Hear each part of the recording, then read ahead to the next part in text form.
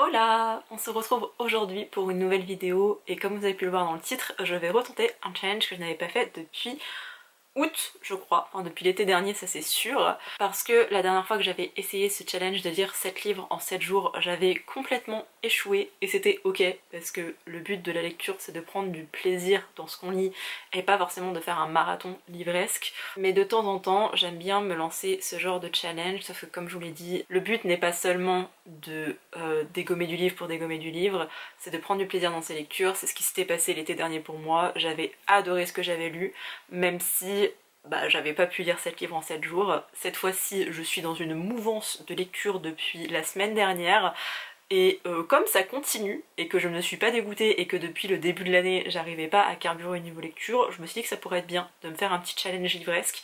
J'avais pas forcément envie de tenter un 24 heures de lecture vu que mes insomnies c'est catastrophique en ce moment. Par contre, tenter de lire 7 livres en 7 jours, ça peut être possible pour moi, surtout qu'ils annoncent beau toute cette semaine et que je vous le dis tout le temps, j'adore bouquiner dans mon lit ou alors dehors sur ma terrasse, donc voilà. Le soleil commence à se lever, je voulais faire cette petite introduction, je suis encore dans mon pyjama les gars, je voulais vous faire cette petite introduction avant d'aller dehors pour bouquiner au soleil, ça va être trop bien. Et surtout, si j'ai eu envie de faire ce challenge, c'est parce que je sais plus si c'était jeudi ou vendredi, j'ai attaqué La femme de ménage et c'est un livre que je voyais beaucoup passer, vous allez le voir là de toute façon parce que je l'ai terminé le premier tome, c'est un livre que je voyais beaucoup passer, moi c'était à l'époque où je crois qu'il est le jour de sa sortie, hein, ou en tout cas dans les premières semaines de sa sortie si je dis pas de bêtises, Séverine de la chaîne Il est bien ce livre l'avait lu et l'avait adoré et elle parlait d'un twist et du coup ça m'intriguait. Ensuite il y a une grosse hype, j'ai laissé tout ça retomber et sauf qu'elle ne retombe pas forcément la hype. J'avais quand même envie de le lire parce que j'étais curieuse et que moi j'aime pas spécialement les thrillers domestiques, mais on m'a dit que celui-ci avait quelque chose en plus. Donc je me suis laissée happer et en, je sais pas, 48 heures, j'avais terminé le premier tome.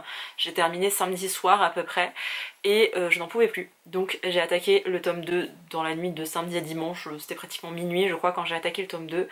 Et vraiment en une soirée j'ai lu une 60aine de pourcents et le lendemain, hier, dimanche, j'ai terminé le deuxième volet de cette saga que j'ai préféré au premier. Et si jamais vous vous posiez la question, oui vous pouvez lire les tomes indépendamment mais ce serait dommage parce que ok l'autrice fait en sorte qu'on puisse les lire individuellement, il y a des petits rappels mais il n'y a pas tous les éléments, par contre vous serez forcément spoilé sur certains éléments et tout l'effet de surprise qu'on peut avoir dans le premier et dans le deuxième tome vous serez forcément spoilé selon le tome que vous lisez, donc je vous recommande malgré tout de commencer par le début et de finir par la fin. Et là je suis en pleine lecture du troisième tome. Ma liseuse est juste là, je suis en train de le lire, j'en suis à 61%.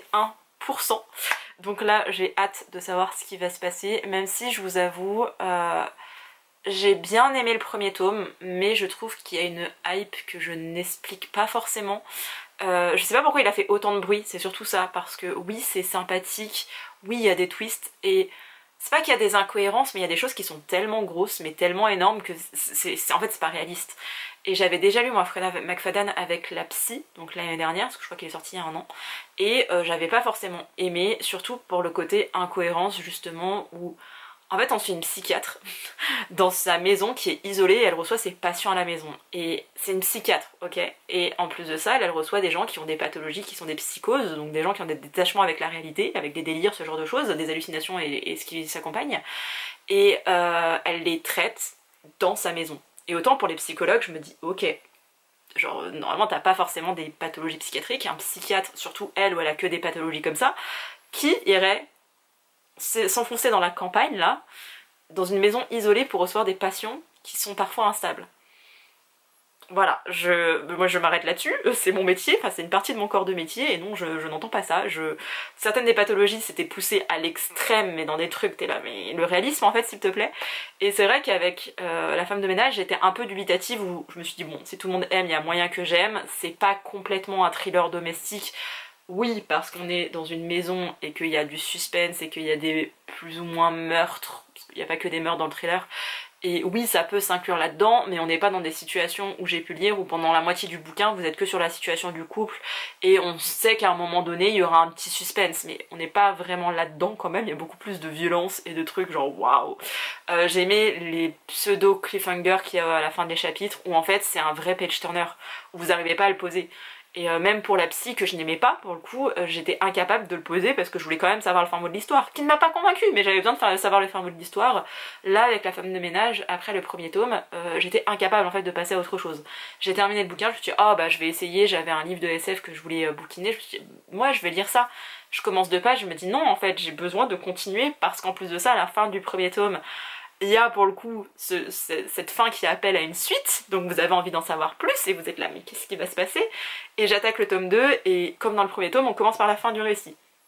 En tout cas on a l'espèce de climax dès le départ, du coup bah, on a envie de savoir la suite et vraiment dans le tome 2 j'ai trouvé encore mieux fichu que dans le tome 1. Du coup j'ai bouffé ça dans la nuit et je me suis dit ouais vraiment je suis trop lancée, j'ai envie de me lancer dans un challenge de lire 7 livres en 7 jours. Je vais pas dire un livre par jour parce que là techniquement on est le 2e jour de ce challenge et je sais que j'aurai fini mon 2e livre là dans quelques heures, je pense qu'à 11h, 11h30 ce sera fait. Là, il est 9h40. Comme j'avais lu pendant toute la semaine dernière que ce week-end j'étais vraiment motivée, que j'avais le tome 3 de la femme de ménage, je me suis dit oh ouais non vraiment il faut que je me lance dans un challenge, il faut que je partage ça avec vous, comme ça m'incite aussi à lire davantage. Et les fois où j'ai la flemme et où je vais traîner devant des vidéos YouTube, là je vais me dire non, les gens attendent quelque chose de toi, donc va bouquiner à la place, surtout que j'aime vraiment ce que je lis en ce moment et que je suis à fond dedans. Donc là je suis en train de lire le 3e tome de la femme de ménage et comme je vous l'ai dit, moi dans mon classement pour le moment ça ferait 2e tome, 1er tome, 3e tome. Je suis pas méga fan, surtout que en fait entre le tome 1 et le tome 2 il y a une ellipse temporelle qui se produit. On est sur l'espace de 2 ou 3 ans je crois, quelque chose comme ça, on n'est pas très longtemps après, peut-être 5 ans, mais vraiment l'ellipse est petite. Bon c'est plus ou moins court. Par contre entre le 2e et le 3e tome on commence et il y a 10 ans d'écart. Et je m'attendais pas à ce qu'il y ait autant de différences et je vous avoue que ça m'a un peu déçue. Et hier quand j'ai commencé ma lecture du tome 3, j'étais un peu dubitative dans le sens où je lisais mais j'étais pas très convaincue et je m'attendais pas à ces éléments là, donc si jamais vous avez lu le 3e tome vous savez les personnages qui nous sont introduits, je m'attendais pas à ça, à cette présence là, du coup j'étais un peu genre ok, surtout que vraiment le 2e tome je l'ai vraiment aimé.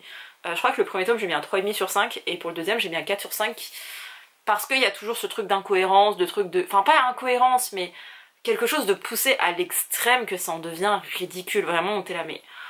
Oh, toujours plus. Mais en même temps, on lit La femme de ménage pour ça. C'est assez bizarre à expliquer, j'en parlais avec quelqu'un sur Instagram qui a ce même ressenti, de genre oui, c'est à la limite de l'incohérence, voire même il y a des incohérences qui sont assez notables, mais on continue parce qu'on sait que ça fait partie du deal et qu'on est dans un truc de page turner et qui se lit tout seul et qui reste agréable. Et si vous avez peur de commencer les thrillers, franchement La femme de ménage, si ça passe tout seul, ce sera pas l'une des claques de ma vie. Et peut-être que dans quelques années j'aurais oublié certains éléments et du coup je pourrais reprendre du plaisir à relire cette histoire parce qu'il y a un côté addictif et page turner. Ce qui était très drôle aussi c'est que samedi j'ai eu maman au téléphone et elle était aussi en train de le lire. Alors on s'est pas fait une LC parce que mon rythme de lecture est bien plus soutenu que le sien, mais ça me faisait vraiment sourire de savoir qu'on lisait le même livre au même moment. Elle était là genre oui bah ça se lit bien, ça va tout seul, c'est agréable. J'étais là oui mais en fait c'est ça, on n'en demande pas plus. Attendez-vous pas à avoir une claque, peut-être que vous en aurez une et tant mieux, mais moi ça n'a pas été mon cas, mais il a fait son taf, vraiment. Et le tome 2 j'ai vraiment aimé, donc je vais chercher à l'avoir d'occasion, ou alors je me le ferai offrir pour un anniversaire ou pour Noël, et voilà, je serais contente d'avoir le tome 2 dans mes bibliothèques. Et le tome 3, bah écoutez, j'attends de le finir pour me prononcer, mais pour le moment je suis un peu... Voilà. Et les autres fois quand je faisais ce challenge de lire 7 livres en 7 jours, je vous présentais une pile à lire, mais là je vous avoue que je n'en ai pas. Puisque, comme je vous le disais, j'ai eu cette idée un peu sur un coup de tête, genre dans la nuit de samedi à dimanche, il devait être 1h du matin, quand je me suis dit « Pauline, tu arrêtes de lire maintenant, tu vas dormir ». Sauf que j'étais complètement obnubilée par ma lecture et que j'ai encore lu une demi-heure de plus. Mais c'est à ce moment-là où je me suis dit « Non, ça serait trop bien de faire un challenge de 7 livres en 7 jours ». Je pensais basculer sur autre chose, je suis revenue à La femme de ménage, et peut-être que derrière j'enchaînerai avec La prof, du coup de Freda McFadden, parce que je l'ai aussi en e-book. Peut-être que je lirai un des livres que j'ai acheté dernièrement, parce qu'en fait ce genre de challenge ça a quand même pour objectif de vider ma pile à lire, sauf que bah, en ce moment je l'augmente ma pile à lire, surtout en e-book, parce que comme je les vois pas, j'ai tendance à acheter des livres sur ma liseuse et à ne pas les lire.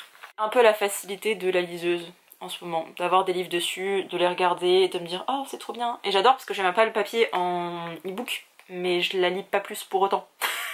Voilà.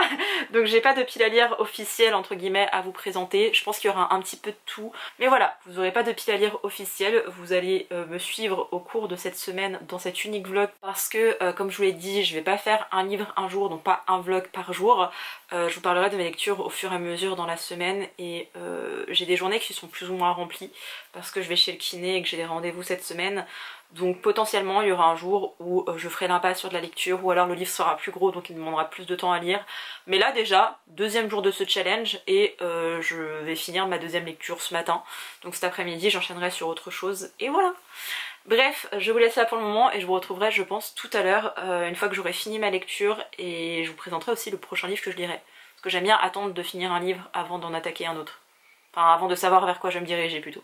Je vous retrouve, on est toujours lundi, il est 22h36. Appréciez Moonbeam parce qu'il est vraiment trop cute. Voilà. J'ai terminé le troisième tome de La femme de ménage ce matin. Et je vous avoue que c'est déception dans le sens où je m'attendais pas à ce saut dans le temps comme je vous le disais. J'étais déjà au courant hein, du coup quand je vous ai pris la première fois. Mais je m'attendais pas à ce qu'il y ait un énorme saut dans le temps comme ça. Je trouve que la personnalité de l'héroïne du coup évolue au fil des tomes, ce qui est logique. Mais j'aime pas spécialement ce que l'autrice fait de son héroïne, où je vois pas en fait je trouve qu'elle a... Je sais pas comment vous expliquer ça. En fait comme les sauts dans le temps sont très gros entre chaque tome, on voit pas le personnage évoluer, on a juste la finalité des changements qui sont opérés dans sa vie. Et je m'attendais à plus ou à mieux, je ne sais pas comment dire, en sachant que dans ses romans, elle développe pas non plus des masses de choses. Donc voilà, je vous avoue que je suis vraiment déçue du tome 3. Je sais pas si elle avait prévu d'en faire une trilogie. Alors après c'est très bizarre parce que à la fin des bouquins de Freda McFadden, dans ses remerciements, elle dit plus aux gens d'aller écrire des chroniques sur les réseaux sociaux que de remercier des gens. Donc c'est assez particulier comme démarche. Elle le fait pas à la fin du 3, à la fin du 3 elle fait des véritables remerciements. Donc je me dis que finalement elle a peut-être conclu sa saga en 3 tomes, en tout cas avec La femme de ménage, je ne sais pas. Franchement je peux pas vous dire, j'ai pas du tout d'informations par rapport à ça, je me suis pas renseignée. Et oui c'est très bizarre de dire quand même que tu as écrit un bouquin avec certaines idées que tu as continué parce que ça plaisait aux gens. C'est un truc que je... Non, j'aime pas ce système de ça plaît donc je continue. Mais bref, ça, chacun pense ce qu'il veut par rapport à ça. Moi, c'est pas quelque chose qui me... ça me dérange même, mais bref. Ensuite, j'ai décidé de partir sur autre chose. Comme j'étais encore dehors, j'avais pas envie de sortir un bouquin. Donc j'ai commencé Rencontre par Inode de Michiko Aoyama. C'est chez Nami. J'avais lu 10% ce matin et j'ai lu 10 autres pourcents cet après-midi quand j'étais calée dans mon lit. Donc voilà, avec mon petit support. Petit support de liseuse, c'est ce qui me sert pour ma télécommande. D'ailleurs, ça commence à bloquer. Je sais pas où elle est. Elle est là. Ma petite télécommande commence à bloquer. À des moments, le bouton poussoir se bloque. Je demandais à mon papa qu'il l'ouvre et qu'il regarde s'il y a un problème ou si c'est juste que c'est trop usé à force que je m'en sers. Parce que vraiment, je m'en sers tout le temps sur ma liseuse. Je ne lis plus du tout avec mes doigts. Enfin, je swipe plus du tout avec mes doigts. Mais bref, j'ai commencé ça. Écoutez, c'est le début. Dans cette histoire, on se trouve... Alors, ça va être une succession de nouvelles autour de cette thématique-là. Enfin, c'est un roman choral en quelque sorte. Là, on est avec un jeune garçon qui était très bon dans une école. Il a déménagé un peu en banlieue de Tokyo.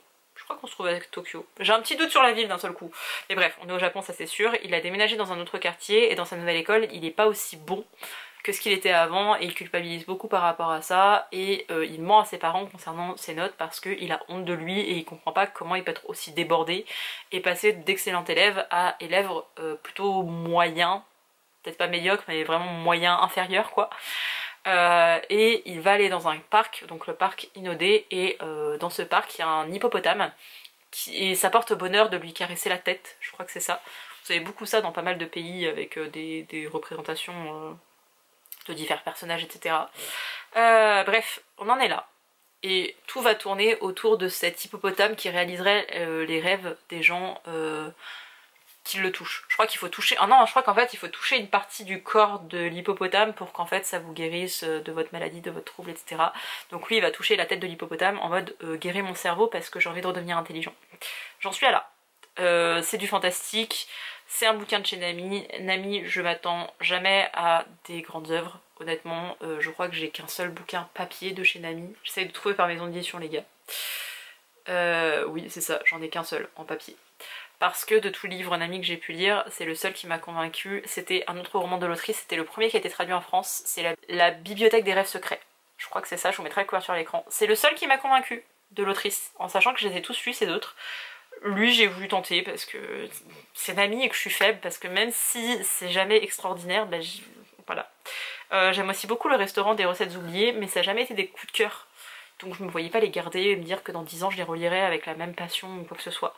Mais ouais, je sais qu'avec Nami je m'attends pas à grand chose, mais il m'intriguait et en fait j'arrive pas à renoncer à cette autrice parce que j'ai eu un tel coup de cœur pour son premier ouvrage traduit que j'ai envie de le retrouver. Mais non, je le retrouve pas, ça fait 3 romans Pauline que tu lis et que tu n'aimes pas forcément, donc voilà. Mais je suis partie là-dessus, ça se lit bien. Demain je vais sûrement faire ma séance de sport et j'ai kiné entre midi et 2, donc je ne sais pas à quel moment je pourrais lire, mais je me dis sur mon bain de soleil c'est plus pratique d'avoir ma liseuse que d'avoir un bouquin papier. Malgré tout j'ai commencé aussi un livre papier parce que la dame est très intelligente et commence 2 romans à la fois. Oui mais je suis partie sur autre chose, j'ai lu 188 pages et ça se lit tout seul. C'est un roman en vers libre, c'est pour ça qu'il se lit aussi bien. Il s'agit des Astres brillants toujours de Pauline Bilisari. J'avais adoré Ma maison en fleurs, j'avais moins aimé son l'un de ses deuxièmes recueils de poésie qui était de l'auto-édition. Là on suit 2 personnages, une jeune fille qui s'appelle Céleste qui est dépressive, qui a déjà fait des tentatives de suicide, donc attention, trigger warning là-dessus. L'autrice fait vraiment un texte pour expliquer tous les trigger warnings, je vous les mettrai en barre d'informations, je pense que ce sera la chose la plus intelligente à faire, comme ça vous saurez les thématiques qui sont abordées dans ce livre, et si jamais vous ne pouvez pas le lire à cause de choses qui vous trigger, bah vous n'irez pas vers ce bouquin, surtout que c'est vraiment très triggerant. Je le savais en attendant ce livre, j'ai pas été trigger parce que j'ai beaucoup travaillé sur moi au cours des années, mais la crise d'angoisse qui est décrite, j'étais pas forcément sereine alors que je pensais que j'étais ok avec ça. Mais c'est très réaliste, de toute façon l'autrice, alors je ne sais pas si elle est encore en dépression, mais à la fin de l'épisode dépressif ça c'est sûr, et elle sait de quoi elle parle et c'est très réaliste et c'est très vrai, et voilà, on a d'un côté Céleste qui est dépressive, qui a une mère qui est très occupée par son travail, son père est parti il y a quelques années, et alors je ne sais pas s'il y a des choses derrière en termes de trauma, mais pour le moment on est sur ce point de vue là de Céleste. Et de l'autre côté on a Com qui vient d'arriver dans un nouveau lycée, il a déménagé parce que ses parents ont décidé de s'accorder un nouveau départ. Son père est violent, notamment et surtout avec sa mère.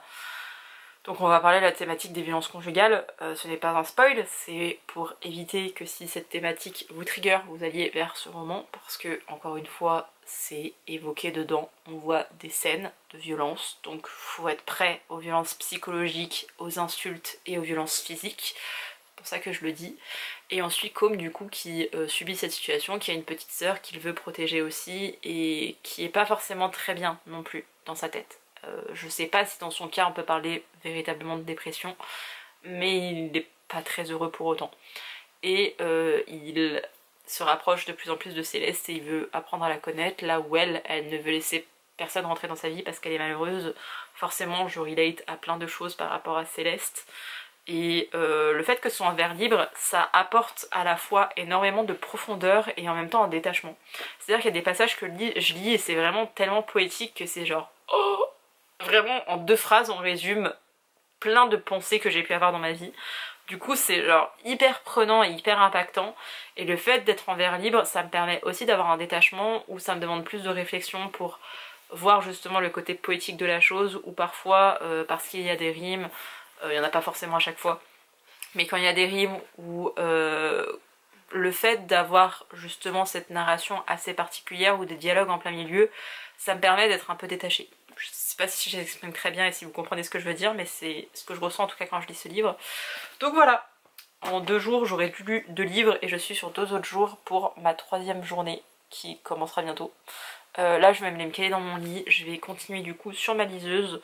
Ça se lit vraiment tout seul, hein. J'ai dû lire genre en une demi-heure les 20 premiers pourcents du livre, donc bon, il va pas faire mon feu, potentiellement je terminerai dans la nuit, je ne sais pas, mais voilà, c'est mes 2 lectures en cours, et j'ai aussi reçu un colis Fnac que j'ai oublié d'ouvrir, enfin que j'ai oublié d'ouvrir, je me dis qu'il faut que je l'ouvre avec vous, en vidéo, et je l'ai pas fait, donc j'ouvrirai avec vous. Je sais déjà ce qu'il contient. C'est un manga, mais alors je voudrais pas l'inclure dans ce challenge en me disant ouais comme ça fait un livre en plus à lire dans la semaine en mode vas-y c'est bon, c'est la petite solution de facilité. C'est plutôt que c'est une suite de saga que j'attendais avec tellement d'impatience. J'aime trop cette saga, je vous en ai déjà parlé je crois, mais j'ai trop envie de la continuer. Et comme là je suis vraiment dans une mouvance de lecture, je me dis vas-y faut que j'ouvre ce paquet et que je le lise. Donc potentiellement demain je vous fais un update et j'aurai lu ce livre. Alors je vous ouvrirai devant vous, j'irai le lire et voilà, vous avez compris. Bref, pour pas que cette vidéo dure 8 heures, je vais m'arrêter là. Je vais retourner à ma petite lecture et je vous retrouve demain pour un nouveau petit update. Je vous retrouve, on est le jour 4 de mon challenge. Il est actuellement 14h02 et j'ai terminé 2 livres hier, mais c'était... Alors entre guillemets tard, c'est surtout que j'étais avec une copine en visio et après je me suis posée dans mon lit tranquille et j'avais pas forcément envie de filmer. En fait vous allez me voir qu'en pyjama autrement, donc c'est pas très cool pour vous. Mais j'ai lu ces 2 livres hier et j'ai aussi fini ma lecture numérique, donc je vais vous parler de tout ça. Je ne sais plus le titre du bouquin, c'est Rendez-vous je crois. Rencontre au parc Inodé de, je ne sais plus le nom de l'autrice, de toute façon je vous mettrai la couverture à l'écran et je vous en ai déjà parlé hier. Et je vous avoue, vu les romans d'amis, j'ai vraiment beaucoup de mal avec. J'ai beau savoir que ça va pas être du grand art, qu'il faut vraiment que je le prenne en mode feel good, que c'est du japonais et que voilà. J'ai pas du tout été convaincue par ma lecture parce que le speech c'était un univers un petit peu fantastique où des gens se retrouvent à aller dans ce parc inodé alors qu'ils rencontrent des problèmes. Alors des problématiques pas forcément très graves mais en tout cas qui impactent leur vie. Et cet hippopotame, donc ce truc en ferraille quoi, je sais même pas en quelle matière il est fait, en bronze j'imagine, quand vous lui touchiez une partie du corps, la partie qui vous avait blessé, qui vous faisait mal, donc quand on parle de mal c'est aussi bien des mal physiques que psychiques, il aurait le pouvoir de vous guérir. Je m'attendais pas à ce que ce soit vraiment quelque chose de fantastique dans le sens où l'hippopotame va se réveiller et faire en sorte que les gens aient mieux, mais je pensais que les gens en se confiant à cet animal, ils pourraient guérir de leurs blessures parce que beaucoup des blessures sont psychiques et il y a quand même une solitude assez importante dans le monde et notamment au Japon. Donc voilà, je m'attendais à ce genre de choses, je m'attendais à des récits avec des gens en burn-out, avec des femmes avec une charge mentale incroyable, avec des élèves qui auraient été victimes de harcèlement, je m'attendais à ce genre de récits là. Je m'attendais pas à quelque chose d'extraordinaire, je me suis dit ok ça va être ce genre là et je sais que je suis friande de ça, que je suis bon public pour ça. Et vraiment, une de mes copines, celle qui m'a donné envie de le lire, ce titre, c'est parce qu'elle m'avait vendu en mode Pauline, il y a un hippopotame magique! Et quand elle m'avait lu le résumé, on était vraiment hypées toutes les deux. Depuis, moi je l'ai lu et vraiment ma hype a fait genre pouf! Parce que il y a quelques mois de ça, non ça fait peut-être même un an maintenant, je ne sais plus, j'avais lu la fabuleuse Laverie Marigold, de Marigold, je ne sais plus exactement le titre. Il y avait ce genre de récit où c'était sympathique mais il y avait des gros mantras de vie, en mode des citations très clichés, comment je pourrais vous dire ça, très développement personnel, vous savez un peu le truc de quand on veut, on peut, oui mais en fait on se voile la face et on a des ressources qui sont nichées au fond de nous, le problème c'est notre manque de confiance en nous qui nous parasite et qui font qu'on n'y arrive pas, mais si on s'accroche et si on persévère et si on fait un pas après l'autre on y arrive. Vous savez ce genre de phrases bateau qui font du bien dans les moments où on n'est pas très bien mais en soi ça change pas grand chose à ta vie. Voilà, j'avais vu ce truc là dans la fabuleuse Laverie Marigold et là je m'attendais à ce genre de phrases clichés. J'en ai eu, mais en fait la conclusion de l'histoire, parce qu'en fait un chapitre ça représente presque une nouvelle puisque c'est un roman choral, en une phrase il y avait la conclusion du mal-être de la personne, donc du mal-être physique ou psychique. Et j'étais là mais en une phrase on termine le truc quoi. Ça fait des mois que la personne elle galère, qu'elle a mal, qu'elle est machin, et là en une phrase on a la conclusion. De même qu'en fait l'hippopotame il aurait pu ne pas exister, ça n'aurait rien changé. Parce que je pensais que ça allait être un lieu de rencontre pour les gens, ça l'est plus ou moins dans les histoires qui avancent, parce que je crois qu'il y a 5 chapitres, donc 5 personnages différents, en tout cas 5 personnages centrales différents, qui d'ailleurs viennent du meuble immeuble qui vient d'être construit près de ce parc. Tout le monde a voulu avoir cet appartement parce qu'il coûtait pas très... Enfin, tout le monde a voulu loger dans cet immeuble parce que les appartements coûtaient pas très cher. On suit plusieurs personnes qui vivent dans les différents étages.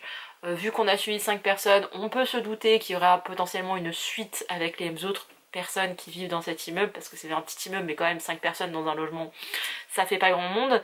Mais ouais vraiment j'ai été déçue parce que j'ai pas forcément adhéré aux histoires. La seule qui m'a vraiment plu parce qu'à des moments c'était sympa. Genre l'histoire était sympa, la thématique était sympa, mais la conclusion en une phrase, moi non. Non, c'est pas possible qu'en une phrase, c'est genre ah oui voilà, c'est genre la révélation en une phrase. Non, non. La seule histoire qui m'a convaincue c'est la dernière, et si je devais me fier à la dernière, j'aurais mis sûrement 2,5 voire 3 sur 5. Sauf que la dernière histoire ne fait pas l'entièreté du bouquin, et même si ça se lit vite et ça se lit bien, etc., c'est pas non plus le roman de l'année, donc je lui ai pas mis une très bonne note, je crois que j'ai mis 1 ou 1,5 sur 5, parce que je peux pas me dire la dernière histoire, le dernier chapitre, 15% du bouquin, ça fait une histoire en fait, ça fait pas un roman entier, et faut que j'arrête avec cette autrice, faut que j'arrête de lui faire confiance en sachant qu'il y a une fois où elle m'a pas déçue et il y a une fois où elle m'a vraiment fait kiffer. Donc c'est pas suffisant sur les 5 livres que j'ai lus quoi. Voilà. Ensuite, j'ai terminé ma lecture des Astres brilleront toujours de Pauline Bilisari. Alors je ne sais toujours pas comment ça se prononce et je suis désolée, mais je ne sais pas si on dit Bilisari, voilà. Je n'ai pas forcément aimé ma lecture, mais je sais que ça plaira à d'autres gens. J'adore l'autrice, enfin j'adore, j'ai adoré l'un des recueils de poésie de l'autrice, on va être très honnête. Dedans elle parle de Ludovico Einaudi qui est mon compositeur préféré.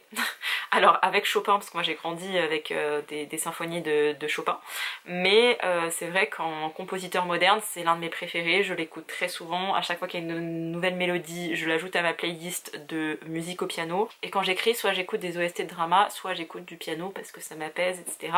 Donc c'est un compositeur que j'adore. Donc forcément il en est question dans ce récit, et de manière générale les mélodies au piano arrivent à apaiser Céleste, du coup je me suis retrouvée là-dedans. La dépression est très bien décrite, les idées suicidaires aussi, l'anxiété également. Les violences intrafamiliales c'est pas quelque chose que je connais personnellement de mon vécu, donc je ne peux pas vous dire si c'est forcément réaliste à ce niveau-là, mais ça m'a semblé plausible en tout cas. Le problème c'est pas tant les personnages ou l'histoire en elle-même, ou... en fait j'ai juste pas adhéré à ce texte parce que j'arrivais pas forcément à m'attacher au personnage. Peut-être que c'est la question des vers libres, je ne sais pas. Franchement je ne sais pas. Je peux pas vous dire ce qui m'a déplu. Peut-être justement ce côté poétique, mais je suis même pas sûre que ce soit ça. J'arrivais pas à m'attacher au personnage. Je voulais terminer l'histoire pour savoir ce qu'il allait en être, et j'ai trouvé la fin plausible dans le sens où tout ne va pas s'arranger parce que tu décides d'aller mieux dans ta vie. Certaines scènes sont touchantes et il y a des choses où vraiment j'étais là, oui bien sûr je connais ce sentiment, et des fois en une phrase l'autrice arrive à résumer la dépression et le mal-être que tu ressens quand tu es au fond du trou. Et tant que vous n'avez pas vécu ça dans votre vie, ce que je ne vous souhaite pas, mais tant que vous n'avez pas été en dépression et que tout vous semble insignifiant, vous ne pouvez pas savoir ce que c'est. L'autrice elle a traversé ça et elle en parle très bien et elle le fait très bien. Mais j'ai pas adhéré à ce récit. Et je peux pas vous expliquer pourquoi, juste avec moi je suis passée à côté de ma lecture, où j'ai pris le temps en fait de vraiment lire les vers et de prendre le temps et de m'imprégner des scènes qui étaient plus avec des dialogues, où il y avait moins de descriptions. J'étais plus dans une lecture plutôt linéaire, comme un roman entre guillemets classique. Mais en fait peu importe la façon dont je décidais d'aborder ce roman, ça ne l'a pas fait avec moi. J'arrivais pas à m'attacher au personnage, à l'histoire, à avoir... Je voulais savoir comment ça se terminait, donc je ne voulais pas l'abandonner. Mais c'est tout. Et je sais que de l'avoir lu vite ou de l'avoir lu lentement, ça va rien changer, parce que vraiment, quand vous avez ça à lire dans un récit, vous allez vous prendre votre temps, ça reste très peu de phrases. Hein. Et en plus de ça, il fait 380 pages, je crois, quelque chose comme ça. Non, même pas, 370 pages, donc bon. J'ai pas plus adhéré que ça. Par contre, la thématique, enfin vraiment toutes les thématiques que je vous ai citées avant, elles sont bien abordées de ce que j'en connais. Je vous ai dit que je vous mettrais les trigger warnings en description, donc il faut vraiment que je pense à le faire. Mais voilà, je suis passée à côté de ma lecture, ça arrive. Je suis un peu triste, mais en même temps j'ai donné mon argent à l'autrice, donc au moins ça a pu... Je sais pas si elle a des animaux, Pauline Bilisari ou pas, mais écoutez, potentiellement ça a nourri l'un de ses animaux. Mais voilà, je vais le mettre en vente sur Vinted. D'ailleurs faut que je mette plein de livres en vente sur Vinted les gars, faut que je fasse un tri. C'est juste que comme j'ai plus de voiture et comme je peux pas conduire de toute façon avec mon poignet, vous livrez tout ça en mondial relais, ce sera pas la chose la plus pratique au monde, parce que en plus de ça maintenant les commerces, il y en a de moins en moins qui le font, il y a presque que des lockers, et il se trouve à 1,5 km de chez moi, et en fait je vous apprécie mais faire 3 km juste pour poser des colis, en plus ça ce sera lourd. pas très envie. Mais bref, faudrait que je reprenne mon compte Vinted, que je les mette tous et que je vous propose ça, parce que j'ai envie de faire du tri aussi dans mes sagas de manga où j'hésitais à continuer des sagas, tout ça. Bref, celui-ci il va rejoindre ma boutique Vinted, je ne vais pas le garder parce que j'ai pas adhéré et je sais que dans 5 ans, 10 ans, je le relirai pas. Donc voilà. Et aussi, j'ai oublié de faire l'unboxing, mais en fait hier je me suis souvenu que j'avais mon colis qui m'attendait à l'entrée, parce que je laisse jamais des colis à l'entrée, je les ouvre quand je les reçois. Et là j'ai attendu et je vous ai pas pris en direct, j'étais en mode genre... Oh, j'étais en plein vidéo avec une copine, j'étais en mode oh là là, j'avais oublié que je l'avais, il faut que j'aille le lire. Donc voilà, c'est ce que contenait mon colis, c'est le 6ème tome de Studio Cabana de Uma Agri, je sais pas du tout comment ça se prononce. C'est une saga que j'adore, c'est... Alors on va dire du shoujo, mais pour moi on est plus que sur une romance, puisqu'on est sur une jeune fille qui va aider un garçon parce qu'il a des difficultés notamment à l'école, et elle tombe petit à petit amoureuse de lui, elle l'aimait déjà bien, mais elle tombe de plus en plus amoureuse de lui. Lui est très solitaire et elle essaye de le faire rattacher les wagons de l'école et ne pas se démotiver, se décourager, etc. Sauf que lui, il a un autre problème, c'est qu'il chante dans un groupe de rock, et dans ce groupe de rock, il y a une jeune femme, qui est celle-ci, qui est plus âgée que lui, parce que les personnages se trouvent au lycée, la jeune fille et le garçon. Donc ils sont encore mineurs, elle est majeure et elle a une emprise sur le garçon, et j'ai trouvé ça bien que pour une fois ce soit une femme qui ait une emprise sur un garçon, une femme plus âgée, et on voit vraiment la toxicité de cette relation où lui il s'accroche à elle et il a ce syndrome du sauveur, et elle a besoin de lui parce que même si elle a un copain, en fait elle existe à travers cette relation toxique qu'elle entretient avec ce garçon, où elle peut l'envoyer chier, elle sait qu'il reviendra toujours et qu'il sera toujours là pour elle. Du coup c'est hyper toxique, donc je ne peux pas vous dire que ce n'est qu'un shoujo d'un petit truc tout mignon et tout, parce que c'est pas le cas. On aborde des thématiques qui sont pas forcément évidentes, et dans ce tome-ci on se focus beaucoup sur ce personnage toxique que je détestais, mais on sentait qu'il y avait une profondeur, c'était pas juste une personne mauvaise, et je pense que dans la vie il y a très peu de gens qui sont juste mauvais par principe. Alors je ne dis pas que ça pardonne tout, loin de là, mais c'est bien de savoir les raisons qui conduisent les gens à faire ça, parce que tout le monde peut changer, hein, tout le monde peut aller en thérapie et faire un travail sur soi aussi. Et ce tome-ci, je n'ai pas eu de coup de cœur, mais ça reste un très bon récit. Mon seul problème avec cette saga, c'est que j'ai lu le tome 5 il y a plusieurs mois. Du coup là j'ai bouffé le tome 6 en 30 minutes et il y a un cliffhanger. Voilà. Maintenant je vais devoir attendre des mois pour avoir le tome 7. C'est mon seul problème avec cette saga, et je vous avoue que j'ai enlevé un point de ma note, genre vraiment j'ai mis un 4 sur 5 parce que j'ai dit non mais en fait j'ai le seum, parce qu'on se focus beaucoup sur cette meuf et c'est sympa d'apprendre sur elle, mais le ratio de mon petit couple tout mignon qui ne sont pas en couple hein, et la meuf toxique, bah on voit beaucoup trop la meuf toxique par rapport à mon petit couple, et j'étais frustrée. Et la frustration fait que je peux pas me dire que j'ai adoré ce tome-ci comme j'ai pu adorer d'autres tomes. Et celui d'avant, je l'avais vraiment trouvé super bien. Et là, on commençait à aller sur un truc, j'étais là genre... Oh, et cliffhanger. Voilà, donc j'ai le seum. Donc mon seum a fait que j'ai enlevé un point à cette lecture, mais j'ai adoré. Je le compte dans le challenge parce que c'est une lecture que j'ai faite pendant cette semaine, mais évidemment que je ne vais pas m'arrêter de lire des romans parce que bah, ce serait trop facile de caser genre un manga par jour et de me dire voilà j'ai lu 7 livres en 7 jours. C'est le petit livre bonus, mais de toute façon je ne pouvais pas passer à côté. Je ne sais même pas comment j'ai pu le recevoir vendredi, ma mère me l'a déposé vendredi et là on est mercredi. Je ne l'ai lu qu'hier soir. Je ne sais pas comment j'ai tenu tout ce temps. Vraiment, honnêtement, je ne sais pas comment j'ai tenu. Si, je l'avais oublié. C'est la seule raison qui fait que j'avais pas encore sauté dessus. Mais vraiment, lisez Studio Cabana, il est vraiment génial. J'ai peur de vous spoiler si je vous montre des planches. Vous montrer de manière très évaluée. En plus, c'est pas les plus jolies planches. À des moments, vous avez des planches de concert parce qu'il y a beaucoup de questions de musique dedans. Et vraiment, les personnages, je les trouve vraiment très bien faits. C'est pas toujours le cas dans les mangas. Il y en a... avec lesquels j'aime beaucoup l'histoire, mais le graphisme n'est pas forcément exceptionnel. Ah là, il y a une petite scénette de concert. Et j'aime bien, on voit les personnages aussi secondaires qui sont pas si mis de côté que ça, et voilà, j'aime vraiment bien cette saga, et je vous la recommande parce que petite saga doudou. Je parle beaucoup de The Blue Forest and The Ceramic, attendez c'est comment on est The Blue Flowers and the Ceramic Forest, que j'adore, hein, vraiment je vous la recommande à chaque fois, mais Studio Cabana... mon petit bébé, mon petit joyau, mais bah, il faut attendre des mois à chaque fois pour avoir un nouveau tome. Voilà, c'est son seul défaut en fait. Et ensuite, derrière, je suis partie vers une autre lecture papier. Il faut que je me trouve une lecture e-book, mais je trouvais rien qui arrivait à me convaincre. Donc, voilà. j'ai attaqué If You Could See the Sun de Han Yang, qui est l'autrice de This Time It's Real, que j'avais adoré, c'était un gros coup de cœur de 2024. Là chez PKJ est sorti ce roman-ci. Et j'ai vu hier sur ma liseuse qu'il y avait son nouveau roman qui était disponible. Je pensais qu'il sortait en mai. C'est un roman de fantasy, si je dis pas de bêtises, en tout cas de SFFF c'est sûr, adulte pour le coup, tandis que là on est sur du young adult chez PKJ. L'autre je crois qu'il est sorti chez Hauteville. Mais comme j'ai vu ça, maintenant je ne pense qu'à ça. Et je me souviens plus du résumé de son roman adulte, mais j'avais envie de le lire, je m'en souviens.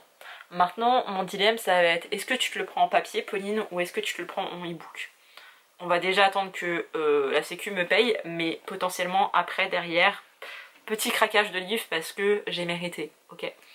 Bref, j'ai commencé ça hier soir et j'ai continué de le lire ce matin et un tout petit peu en début d'après-midi, j'ai pas lu grand chose.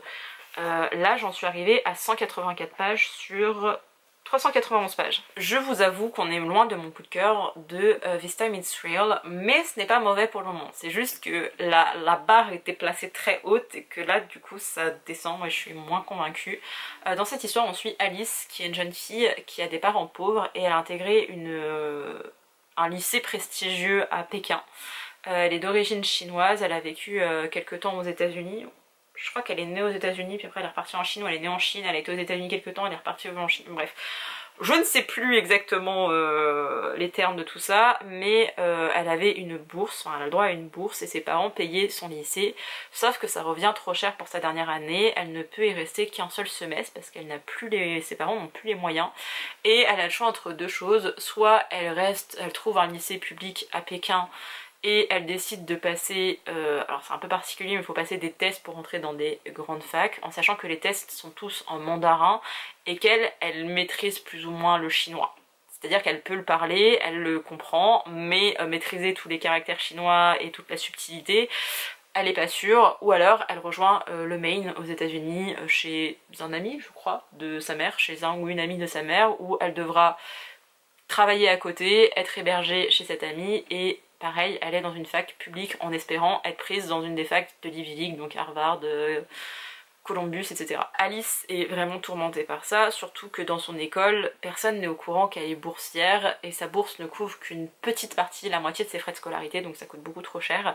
Personne n'est au courant de sa situation et Alice, elle est en compétition sans cesse avec un autre garçon parce que c'est la meilleure élève de son école avec Henry, on va la faire la française ici, avec Henry et elle le déteste parce que à chaque fois ils sont en compétition les deux, que lui il a un père méga riche comme tous les gens dans cette école en fait, il a un père méga riche qui a une énorme société, son avenir est tout tracé parce qu'après il va aller dans une grande université et après il prendra les rênes de l'entreprise de son père qui va faire prospérer. Du coup elle a le seum, elle apprend ça juste avant sa cérémonie de remise d'un diplôme ou de je ne sais plus quel prix qu'elle a gagné avec Henry parce que les deux sont toujours au coude à coude et toujours premier ex aequo. Et Alice, assez rapidement, il va lui arriver quelque chose, c'est qu'elle va devenir invisible. Elle a des sensations bizarres dans le corps, elle a super froid et d'un seul coup elle devient invisible, puis après elle revient à elle. Et elle va parler de ce phénomène à Henry parce qu'elle n'a pas d'amis sur place et que la seule personne qui pourra la croire dans un truc aussi fou, c'est lui. Et surtout Alice va avoir un objectif puisqu'elle devient invisible, elle a envie de se lancer dans une application. C'est aussi pour ça qu'elle va voir Henry, pour lui demander des conseils et pour lui demander de l'aider parce que son père a fait affaire dans des produits de tech, etc. Donc il est calé, Henry. Genre à 14 ans il crée déjà des applications s'il vous plaît. Voilà.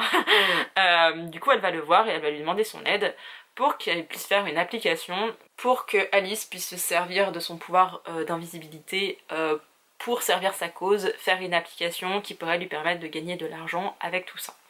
En gros c'est ça leur projet, c'est ça le fond de l'histoire. Je vous invite à découvrir la suite, on est vraiment dans du fantastique parce qu'elle disparaît littéralement, par contre elle peut parler, genre on l'entend.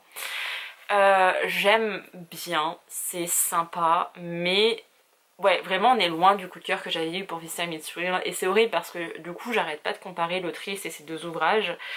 Et surtout, je vois les thématiques qu'essaye d'aborder l'autrice où on parle de la double culture, comme quoi parce que elle avait des traits asiatiques aux États-Unis, bah elle était pas acceptée. Je crois que d'ailleurs c'est pour ça qu'elle est née aux États-Unis, donc en plus en mode genre qu'est-ce que tu fais là? À Pékin, elle est dans une école très réputée où tous les cours sont en anglais et il y a pourtant des cours de mandarin et à chaque fois qu'il y a des questions de mandarin, bah, elle galère un peu plus et quand c'est des rédactions, bah voilà, elle a un peu plus de mal parce que c'est pas non plus sa langue et pourtant c'est une partie de ses origines, une partie de sa culture. Elle est perdue parce qu'il y a ce sentiment d'injustice où c'est une très bonne élève qui fait que s'acharner et les autres ont des facilités, ont des profs particuliers, ont pu avoir plein d'expériences qu'elle n'a pas pu avoir parce qu'elle était pauvre, elle ne trouve pas ça juste. Alice, elle est aussi pas forcément très bien vue des autres élèves parce qu'elle essaye pas forcément de s'intégrer puisque en fait, son obsession c'était d'avoir son diplôme dans cette école pour ensuite réussir, pour rendre fiers ses parents et pouvoir leur payer tout ce qu'ils avaient pu lui payer à elle pendant tout ce temps. Et là en fait son projet tombe complètement à l'eau. Du coup on parle de cette pression sociale, on parle aussi en partie, pas forcément qu'avec le personnage d'Alice, de la pression des gens riches qui mettent sur leurs enfants, notamment en Asie, dans certains pays d'Asie, on va pas généraliser mais c'est quelque chose qui est connu. On parle de ce côté contre le fric qu'a Alice, qu'on avait déjà dans Visita Meets Real, du coup c'est aussi intéressant de retrouver ça. En fait il y a plein d'éléments qui sont bien, mais comme il y a cet élément fantastique et que Alice elle est tellement effrontée dans son idée et elle voit que ses propres objectifs, elle voit même pas ce qui l'entoure, à des moments elle m'énerve Alice. Et en même temps je relate sur son personnage. Donc voilà, ça va être ma lecture de la journée, je pense pas que j'aurai le temps d'attaquer autre chose, surtout que comme je prends pas un méga kiff de lecture, je suis pas, et puis il fait quand même 400, presque 400 pages, du coup je suis pas hyper rapide non plus, c'est-à-dire que ça je l'ai lu entre hier soir et ce matin. Alors en soi vous allez me dire c'est déjà pas mal Pauline, mais c'est pas énorme connaissant mon rythme de lecture en sachant que c'est du young adult. Mais il faut un peu plus que je me concentre, j'essaye de passer à côté de rien, j'essaie de trouver une explication logique à son invisibilité parce que vous allez vous rendre compte que il y a peut-être une raison à ça. Et ouais, c'est sympa, mais en fait j'en attends plus, et bah, j'en saurai plus quand je l'aurai continué. Mais ouais, je m'attendais pas forcément à ça, je m'attendais à mieux, et enfin quand je suis déçue, j'avance pas. Et c'est pas que c'est mauvais, c'est juste que j'avais des attentes trop hautes, tout simplement. Donc voilà, je vais lire ça aujourd'hui, je ne sais pas du tout vers quoi me diriger après. J'avais commencé la ronde de nuit il y a un mois de ça, un mois et demi de ça peut-être maintenant. Franchement j'avais lu 4 pages, je me souviens de rien, donc je vais reprendre du début. À part un parking, je me souviens de rien. Du coup je vais reprendre du début potentiellement, ça me fera aller vers de la SF, ça me changera un petit peu. Mais quand je vois mes autres livres, franchement, il y a trop rien qui me fait envie. Donc je ne sais pas du tout vers quoi me diriger après. Donc potentiellement j'irai m'acheter d'autres bouquins, parce que même quand je regarde ma palle numérique, bah c'est pas glorieux non plus. J'aimerais bien trouver un truc qui soit aussi addictif que j'avais eu avec La femme de ménage, mais je trouve rien. À part si je vais vers un essai féministe, mais le dernier que j'ai lu, je l'ai adoré. Et je pense que rien ne pourra me faire plus aimer ce livre-ci. Et j'ai pas envie de comparer. Parce que vous voyez, je suis déjà en train de comparer le dernier Han Yang avec son propre récit. Donc imaginez entre deux récits qui n'ont rien à voir au niveau féminisme. Mais bref, je vous retrouverai je pense demain pour vous faire un petit update.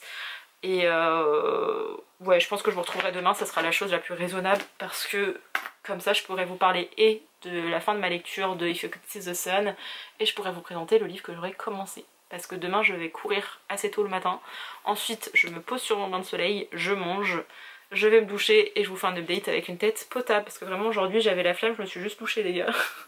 Voilà. Bref, je vous laisse et je vous dis à demain.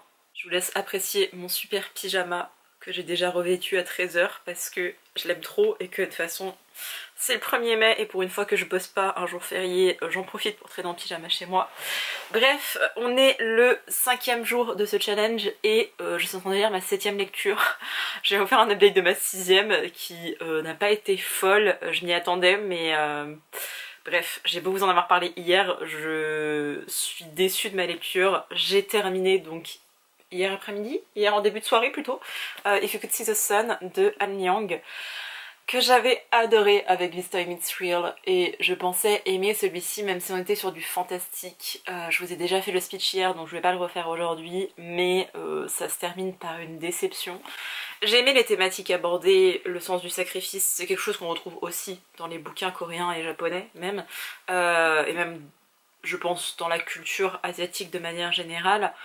C'est bien abordé, il y a plein de références à la Chine, c'est pas quelque chose dont j'avais parlé hier il me semble, mais il y a cet aspect sociétal chinois, mais il y a aussi des noms propres à la Chine, comment vous dites maman, papa, genre l'espèce de grand frère, etc. pour montrer les marques de respect. Donc c'est plutôt respectueux à ce niveau-là. De toute façon l'autrice est d'origine chinoise, on le sent, ça se passe à Pékin et un petit peu dans la campagne chinoise. Il y a très peu de choses qui se passent dans la campagne chinoise, mais c'était intéressant de voir ce côté un peu plus rural, on va dire ça comme ça. Mais c'est vrai qu'en termes d'intrigue, c'était pas fou. Il y a tout cet aspect de l'invisibilité qui est très présent dans ce livre. Et ça arrive de nulle part et ça repart de nulle part aussi. Et j'étais un peu genre... D'accord, ok. De même que il y avait ce garçon Henry dont je vous ai parlé hier. On sait qu'il va y avoir une romance, genre vraiment sans doute, c'est un pseudo enemies to lovers, mais même là j'étais déçue parce que j'adorais le personnage de Henry, mais on le voit pas, enfin on le voit pas, on le voit à travers le regard de Alice, on apprend des petits éléments sur lui vers la deuxième moitié du bouquin, mais pas assez pour que je sois satisfaite, et je sais que cette autrice elle sait faire des parfaits book boyfriend, mais là c'était genre bah Henry, enfin, où es-tu? Donc ouais, pour moi, il y a tout qui est inachevé. Franchement, il y a tout qui est inachevé. La fin est logique, mais en même temps, elle n'est pas extraordinaire. Il y a une petite pseudo-morale par rapport aux agissements d'Alice. Et il y a une analyse de la pièce de théâtre de Macbeth, pardon, de Shakespeare. Ça fait longtemps que j'ai pas lu l'œuvre, mais je l'avais en partie étudiée, donc on voit que c'est inspiré plus ou moins de ça et qu'il y a une analyse par rapport à ça. Mais ouais, je sais pas, il n'y a pas une véritable conclusion à l'histoire, c'est un peu... Ouais, j'ai été vraiment déçue de ma lecture et je suis dégoûtée parce que bah du coup je l'avais acheté en papier. Si j'avais su, voilà, je l'aurais pas pris en papier. Et bah il va finir encore sur mon Vinted. C'est pas grave, ça fera des heureux et des heureuses, hein, mais regarde pour cette couverture. En fait je sais que je le relirai pas, j'ai été déçue déjà là maintenant et je le serai plus tard. Et l'autrice a sorti un autre bouquin de fantasy pour le coup chez Hauteville et bah maintenant j'hésite à le lire parce que je me dis ça se trouve This Time It's Real c'était l'exception de l'autrice et c'est pas la norme. Donc je ne sais pas quoi penser. En sachant que là c'est du fantastique et ça m'a pas convaincue et que This Time It's Real c'était du pur contemporain et son autre bouquin je ne sais plus comment il s'appelle en français. Je vois la couverture bleue et tout, je vous la mettrai à l'écran. Celui-ci c'est de la fantasy et adulte. Du coup je sais plus quoi penser de l'autrice. Parce que j'ai d'autres de ses ouvrages en anglais sur ma liseuse, parce que pour le coup les titres en anglais ils coûtent 3 €. Et donc là oui j'accepte de payer 3 € pour un livre numérique. Mais du coup bah je sais même pas si je vais le lire parce que déception quoi. Et ensuite entre hier soir et ce matin je vous avais dit je crois hier que je voulais reprendre le Borachang. Alors heureusement que je l'ai repris parce que je me souvenais plus, à part le parking je me souvenais rien. Je me souvenais pas qu'il y avait une vieille dame qu'on appelle l'ancienne. Qui est là et qui raconte différentes histoires qui sont passées dans un, j'arrive jamais à me souvenir, dans un institut de recherche où sont conservés des objets paranormaux, c'est le titre exact. J'ai déjà lu la nouvelle où il y a ce petit... alors c'est un agneau mais techniquement c'est un mouton maudit.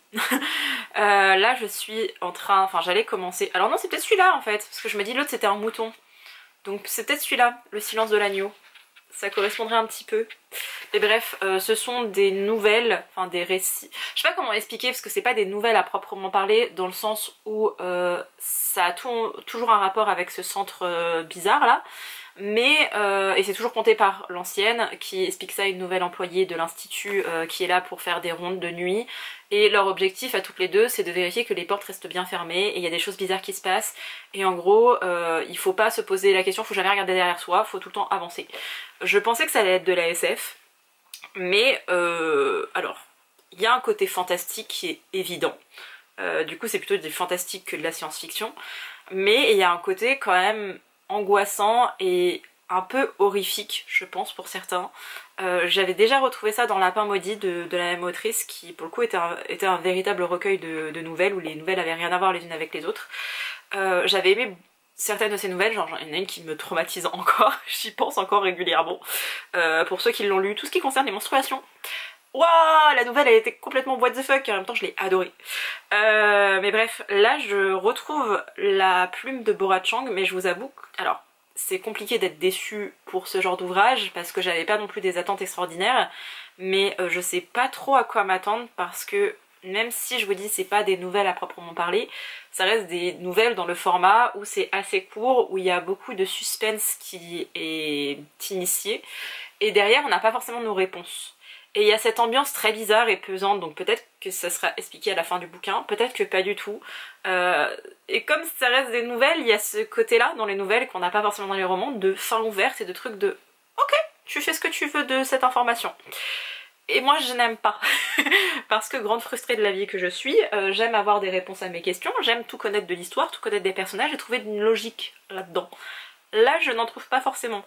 Donc je vous dis c'est pas décevant dans le sens où je savais à quoi m'attendre et que l'autrice fait ça et qu'elle reste dans son genre et que c'est très particulier et vraiment c'est très bizarre comme ambiance. Mais c'est pas mauvais, c'est juste que moi la frustrée que je suis là bah c'est quoi ça? Surtout qu'au cours de ces nouvelles on découvre certains des objets bizarres et parfois on a l'histoire de l'objet et on n'explique pas pourquoi l'objet est bizarre et parfois on voit que l'objet est bizarre mais on n'a pas l'histoire de l'objet. Et c'est genre tu te démerdes. Et même l'ancienne elle me fait flipper, imaginez-vous, alors moi j'ai déjà bossé de nuit et dans mon service je peux bosser de nuit, du coup, alors dans mon service on est à 2, donc ça va, mais j'ai déjà bossé à des endroits où on était à 2 pour tout un établissement de 80 personnes. Quand vous êtes à 2 pour 80, vous restez pas avec votre collègue, vous êtes répartis dans les étages et tout. Moi le truc de des robinets qui s'activent sans rien alors que normalement t'es censé passer ta main devant pour que ça s'active, le truc des bruits bizarres, des lumières qui s'allument alors qu'il y a tout le monde qui dort dans le couloir, ça m'est déjà arrivé, ça fait flipper mais t'es là genre non on va être raisonnable etc.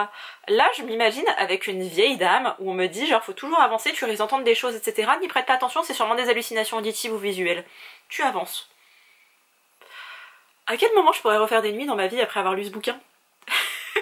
C'est pour ça que je vous dis qu'il y a un côté horrifique où en livre j'ai moins peur que dans les films ou les séries, parce que moi tout ce qui est visuel, juste la musique ça m'angoisse, ok? Et vraiment après je ne dors pas, je fais des rêves bizarres, j'imagine un monde parallèle, vraiment ça me...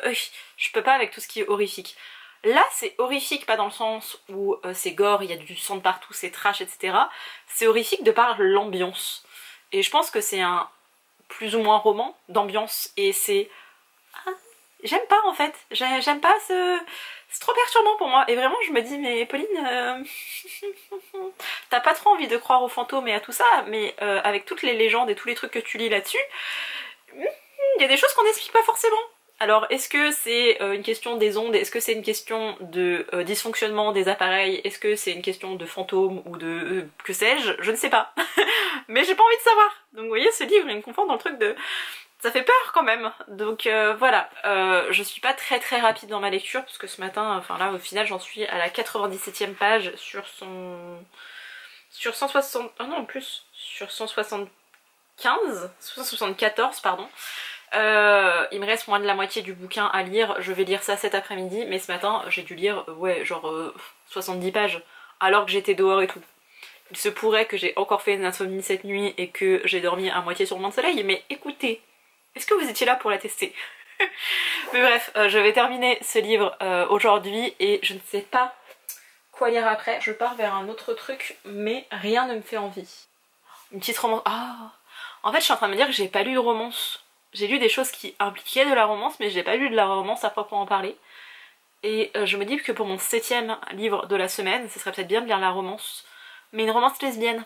Et en sachant que là c'est le 5e jour que je vais terminer celui-ci, je me dis il reste 2 jours. Parce que le but c'est pas juste de lire 7 livres et fin de l'histoire. Le but c'est d'aller au bout de ces 7 jours. Et mon 7e jour correspond à la nuit de samedi à dimanche. Genre vraiment samedi 23h quoi. Donc il y a moyen que je puisse lire. Je vous tiendrai au courant. De toute façon la prochaine fois que je vous ferai un update ce sera pour vous donner mon avis de ce livre-ci. Là j'ai repris mon visionnage de Juvenile Justice qui est un K-drama que j'adore. C'est la 3e fois que je le regarde et je l'aime trop. Donc potentiellement je vais passer l'après-midi à faire ça ou à re-regarder je ne sais quel autre drama en attendant la suite de mes dramas parce que forcément aujourd'hui j'ai cru que c'était le week-end mais non c'est jeudi et que j'attends toujours ma sortie de mes dramas mais bref potentiellement je vais pas lire avant ce soir donc potentiellement je ne vous reprendrai que demain matin pour vous donner mon avis de celui-ci et vous dire ce sur quoi je suis partie après. Je ne sais pas. On est sur la 6e journée de ce challenge et j'ai terminé mon 6e livre ce matin parce que hier soir je parlais avec une copine mais j'ai fini La Ronde de nuit de Bora Chang et mon dieu que c'était bizarre et perturbant et dégueulasse à des moments et je vous avoue que quand j'étais avec ma copine en FaceTime j'étais en mode Bah, ça me rassure de le dire en ta présence parce qu'il y a des trucs qui ça me... Je suis pas très bien. Alors, c'est quand même très what the fuck et je pense que ça plaira pas à tout le monde, c'est même sûr que ça plaira pas à tout le monde. Mais dans le côté... pas gore, ce que je vous disais hier, c'est pas gore, mais c'est dans le côté dérangeant et dans le côté bizarre. Si vous aimez ce genre-là, vous allez adorer. Parce que vraiment, c'est très particulier. Je ne sais pas quoi penser de ce livre parce que je peux pas dire que je l'ai aimé. Mais en même temps, je peux pas dire que j'ai détesté, c'est juste, je suis pas la cible. Genre vraiment, je me dis, j'ai bien aimé certaines nouvelles de Lapin Maudit, c'est très bien. Mais ça veut pas dire que je vais aimer tous les romans de l'autrice. Je voulais soutenir en plus de ça Rivage parce que Matin Calme, paix à son âme, a fermé ses portes en 2023 je crois, si je dis pas de bêtises. Et c'était la seule maison d'édition française qui faisait exclusivement des thrillers et des polars coréens. Il y a quelques maisons d'édition, notamment Piqué ou des Crescenzo éditeurs, qui publient dans leur catalogue des thrillers ou des polars coréens. Mais là c'était vraiment une maison d'édition spécialisée, ils étaient très bien, ils faisaient des super parutions. Et Bora Chang était publié chez eux en France. Donc là de savoir que Rivage reprenait un peu le flambeau, j'avais espoir, je voulais donner mon argent et dire genre hey, pour le thriller coréen on est là. Sauf que Bora Chang c'est pas du thriller, c'est de l'horrifique, c'est de l'horreur, c'est truc what the fuck là, et c'est... Oh.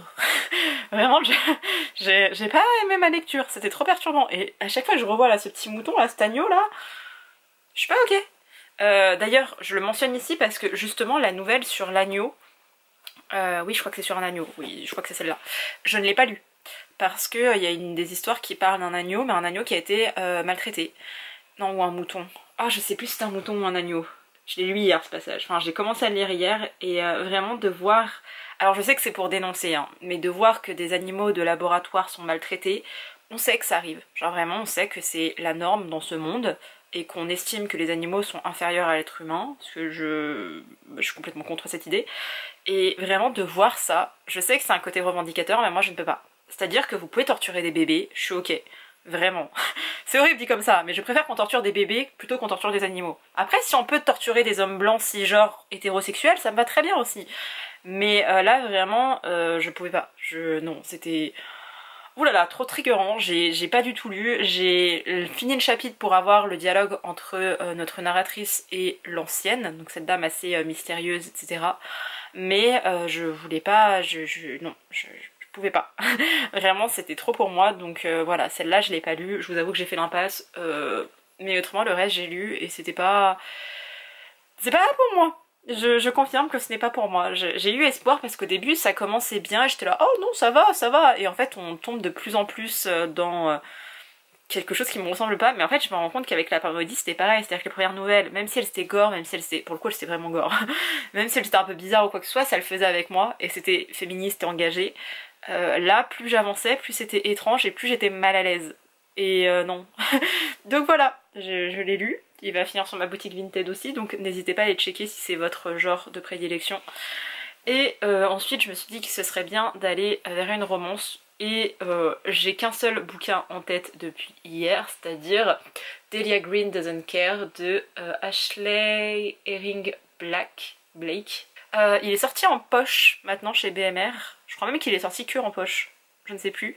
Je viens de l'acheter, donc je vais le lire. Là j'étais en train de regarder des documentaires sur YouTube, donc je vais continuer ça.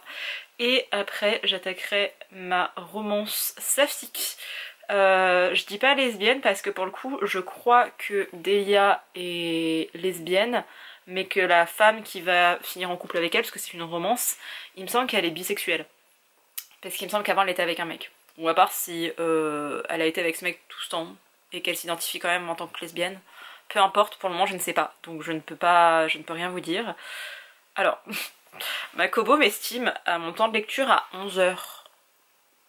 Qu'est-ce qui t'arrive? Depuis quand je mets 11 heures pour lire un livre? Enfin bref, je vais le commencer aujourd'hui, c'est mon 7e livre, donc je vais tâcher de le lire aujourd'hui, même si là je vous retrouve, il est 14h30, et j'ai passé la matinée dehors à aller à des rendez-vous médicaux, à avoir mal par rapport à mon poignet. Donc là je vais me poser, potentiellement je vais m'endormir et c'est pas grave, on accepte les siestes. De toute façon mon challenge j'ai fini dans la nuit de samedi à dimanche à 23 h très exactement. Donc j'ai encore le temps, ça me laisse vraiment genre une trentaine d'heures pour lire ce livre-ci. Et si jamais j'ai du temps, je lirai un autre livre, mais je pense qu'on sera sur le dernier de ce challenge parce que j'adore lire des livres et enchaîner mes lectures, mais ça faisait longtemps que j'en avais pas autant enchaîné d'un coup. Et je commence un peu, alors peut-être pas à avoir une panne de lecture parce que le mot est trop gros, mais je commence un peu à me lasser. Et là le Borachang j'ai mis du temps à le lire et mon challenge commençait bien parce que j'étais sur des super lectures et petit à petit je suis tombée sur des lectures assez moyennes. Et si j'ai pas un truc qui me rebooste et qui me redonne vraiment envie, bah c'est compliqué d'enchaîner les lectures quand c'est comme ça. Et là, Delia Green, je me dis que ça peut le faire avec moi en sachant que c'est Nadège, alors anciennement de Planète Diversité, qui a maintenant un compte Instagram où elle fait des recommandations toujours, je vous le mettrai en barre d'informations. C'est Nadège qui en avait souvent parlé et j'avais besoin de romance, et romance statique c'est pas mal. Donc voilà, c'était le petit update par rapport aux lectures, je vais vous laisser là et on se retrouve demain pour clôturer ce vlog et pour vous faire un petit récap de ce que j'ai lu, de ce que j'en ai pensé très brièvement, mais je suis plutôt contente de mon challenge, ça m'a forcé à arrêter de procrastiner, j'ai passé plus de temps à lire, j'ai pris ma liseuse de partout, chose que je faisais plus forcément en me disant oui mais bon pour 5 minutes, pour 10 minutes de lecture, bah en fait si 10 minutes de lecture ça compte. Donc voilà, c'est toujours quelques pages de grappiller et bref. Je ferai le bilan demain et je clôturerai le vlog à ce moment-là. Mais en attendant, moi je retourne à mes petites vidéos YouTube, faire ma sieste et on se retrouve demain. Je me dis que le respect est mort entre vous et moi quand je vois ma tête dans le retour caméra, mais c'est pas grave. J'ai lu, alors j'ai à peine lu hier soir parce que j'étais épuisée, 21 h, j'étais dans mon lit s'il vous plaît. Et je me suis levée genre à 8 h 30 ce matin. J'ai très mal dormi mais bref. Peu importe, j'en suis qu'à 31% de Delia Green Doesn't Care. Je vous ai dit qu'il y avait un enfant dedans et j'avais peur, mais l'enfant en question, Ruby, un sucre, je l'aime trop. Et déjà, elle a genre 11-12 ans, c'est pas un petit enfant. Et je sais pas, d'avoir la version queer, la version lesbienne, enfin bisexuelle de cette histoire, vraiment ça fait trop du bien en fait de lire ce genre de romance mais avec des meufs. Je pense que vraiment ça aurait été une romance hétéro, j'aurais soupiré et tout et là je suis là oh. Surtout que je vous ai même pas fait le speech en fait de cette histoire mais elle est géniale, genre vraiment j'aime beaucoup. Mais je commence à saturer en fait de la lecture. J'ai beaucoup lu cette semaine, ça faisait longtemps que j'avais pas eu un rythme de lecture aussi soutenu. Et là je sens que c'est dur. Ma petite motivation, mon petit truc qui me fait tenir, c'est que il est 16h39 et dans moins de 2 h Séverine fait un live de la nuit du hasard. J'en parle régulièrement dans mes vidéos. Là comme j'avais eu des galères d'argent avec la sécu tout ça, j'avais tout arrêté niveau Twitch. Ce soir je reprends mon abonnement chez Séverine parce que ça me motive de lire et ce genre d'événement le soir, le samedi soir ou les journées du dimanche quand Séverine fait ça ou pendant les jours fériés, ça me motive vraiment à lire. De savoir que je suis avec d'autres gens, qu'on peut interagir dans le chat. Même si je lis pas forcément les 3/4 d'heure parce que Séverine fait à peu près 3/4 d'heure de lecture pour 10-15 minutes de blabla. Des fois j'ai envie de plus discuter, on peut le faire dans le live. Des fois je suis à fond dans ma lecture donc je vais pas m'arrêter pendant qu'elle fait des pauses. Et c'est ok, mais ça me permet vraiment de plus lire. Donc là c'est vraiment de me dire, je continue de lire un petit peu et à 18h30 pardon, Séverine commence un live et ça va me motiver. Mais bref, dans cette histoire, on suit une alternance de points de vue mais tout est écrit à la 3e personne et alléluia, je préfère les récits à la 3e personne plutôt qu'à la première. Je sais que je fonctionne différemment du reste du monde, mais écoutez, laissez-moi tranquille. Dans cette histoire, on suit d'un côté Delilah et de l'autre côté Claire. Delilah c'est une jeune fille qui a perdu sa maman à un jeune âge, je crois qu'elle avait 3 ou 4 ans. Son père est décédé à 10 ans mais il s'était remarié entre temps et du coup c'est sa belle-mère qui a plus ou moins géré son éducation. Alors elle lui permettait de vivre, d'avoir un toit au-dessus de la tête et des vêtements et tout ce qui allait au niveau matériel. Par contre elle apportait pas forcément d'affection et de la reconnaissance et de l'amour à Delilah. Du coup, une fois qu'elle a été diplômée au lycée, elle s'est barrée à New York et maintenant elle vit à New York de sa passion Pour la photographie, le problème c'est qu'elle n'a pas non plus énormément de clients, que c'est difficile de se faire une place et que la photographie c'est pas ce qui est le plus prisé dans le monde, en tout cas pas dans ces années récentes. Et de l'autre côté, on suit Claire, qui est une jeune femme qui a bientôt la trentaine, qui a le même âge que Delila, qui elle est sortie avec son petit ami du lycée. Ils ont eu une fille ensemble. Le mec est un connard. En tout cas de ce qu'on voit de lui c'est un connard. Et Ruby, au milieu de tous les deux, ils ont rompu il y a quelques années de ça.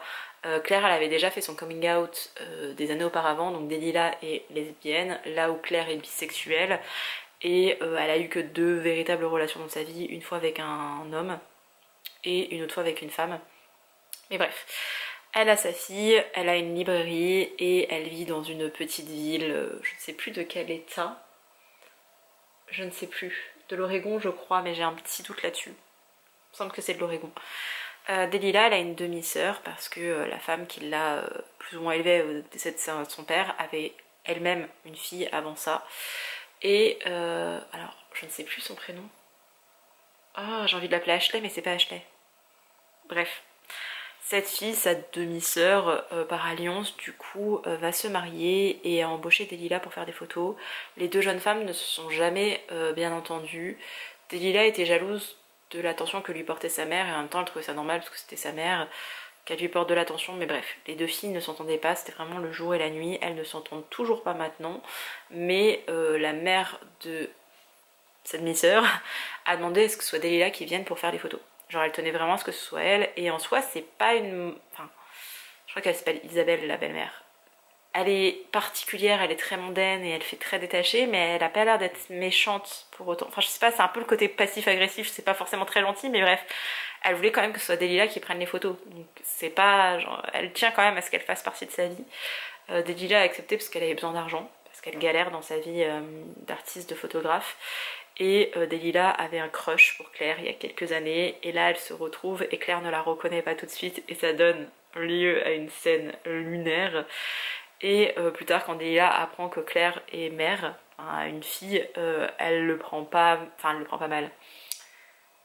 Elle a pas de réaction de genre oh non mais qu'est-ce qui se passe machin, elle était déjà au courant, c'est genre bah voilà, genre ok elle a une fille. En fait tout passe bien et c'est pas du tout une romance... Genre vraiment c'est un slow burn j'ai envie de vous dire, parce qu'on sent l'attirance mutuelle, on le voit parce que l'autrice nous le dit. C'est une alternance de... Alors pas de point de vue parce que tout est écrit à la 3e personne, mais on a une partie où on suit plus Delila et ce qu'elle peut ressentir, et l'autre partie où on suit plus Claire et ce qu'elle peut ressentir. Pour le moment j'aime beaucoup. Alors je ne doutais pas trop de ça parce que vraiment Nadège ma référence d'un point de vue histoire saphique. On est dans une romance, faut laisser le temps que ça s'installe. Il y a plein de thématiques qui sont abordées, qu'on commence à entrepercevoir et tout. C'est vraiment très très très sympa. Et vraiment mes petites lesbiennes là, enfin mes lesbiennes bisexuelles là, oh genre mon petit cœur ils fond, j'aime trop. J'aime vraiment beaucoup. En plus Delila elle essaye de se lancer dans une pseudo challenge par rapport à Claire, et Claire elle est tellement innocente et tout, mais en même temps elle a sa responsabilité notamment de mère de famille. Et la demi-sœur de Delila elle est pas aussi mauvaise que Delila veut nous faire croire, et du coup c'est genre... Il y a plein de thématiques qui sont bien abordées et qui commencent à être entreaperçues et tout, donc j'aime beaucoup. Le problème c'est plutôt, c'est pas que c'est pas le bon moment pour lire, parce que vraiment j'aurais essayé un autre livre, je pense pas que ça l'aurait fait. J'ai hésité à lire un livre plus court, un livre japonais, mais je savais que je serais passée à côté de ma lecture, donc non. Je me suis dit vas-y tu te focuses là-dessus. C'est plus que là je commence à saturer de la lecture, ça commence à faire beaucoup de lecture en peu de temps, et une partie de moi a envie de réussir mon challenge, me dire vas-y j'ai jusqu'à 23 h pour lire et tout, et ça peut le faire. Il me reste, là ils estiment 4 heures de lecture. Je pense que je peux faire moins que ça. Ouais, je fais partie de cette team qui ne croit pas ce que lui dit sa liseuse et veut genre transcender. Je sais pas comment dire ça, genre transgresser le truc de non non s'il me dit 4 heures je vais le faire en 3h30. Voilà. Mais bref, je sais que je peux le finir, mais je me dis est-ce que j'ai vraiment envie de bouffer un livre avant 23 h parce que mon challenge s'arrête à 23 h?